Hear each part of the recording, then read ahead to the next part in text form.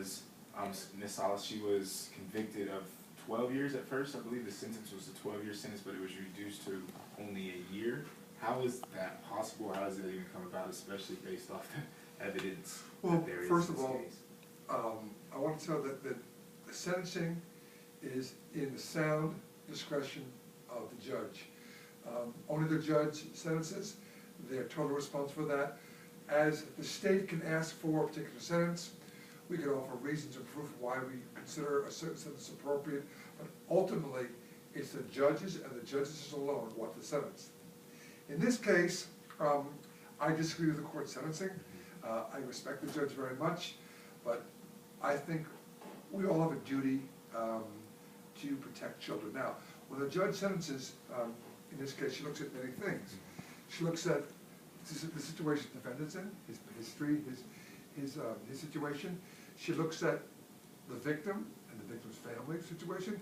And then the third prong is overall justice for society. And those are the three basic factors that any judge must consider. The rules for punishment, the rules for sentencing are, the reasons for that are to secure the public good, obviously, to punish, to rehabilitate.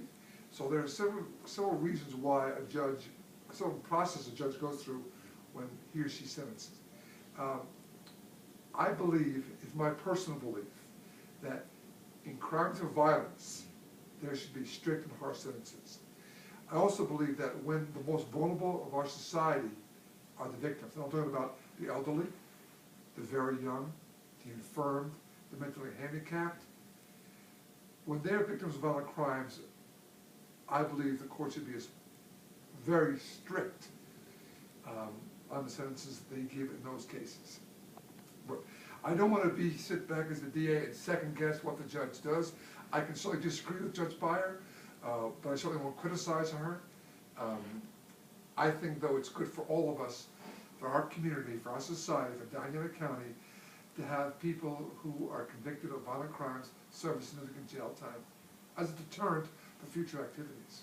And do you believe this could set a precedent for certain statutes or certain laws to come down harder on abuse, as you say, to children? Or Let me give you an example. There was rampant disparity in sentencing in the federal system. You know, one judge for the same crime, one judge in Alabama would give 6 months, and another judge in New York would give 10 years.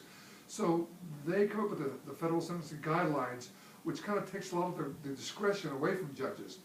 I don't think we've reached that point yet where we need to take discretion away from the judges, but I think we need to work as a team, and because in justice, especially in prosecuting crimes and sentencing, we all work hand in hand. The judges, the public defender's office, or defense attorneys, and the prosecution.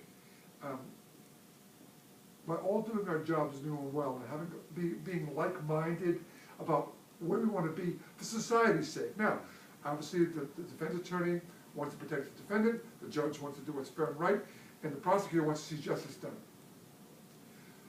But we can all agree that all of our roles basically comes down to protecting the public. And I don't think anything should override the protection, especially of our most vulnerable, like I said, in this case, an 18-month-old child. I think we need a little more vigor in our sentencing. That's great.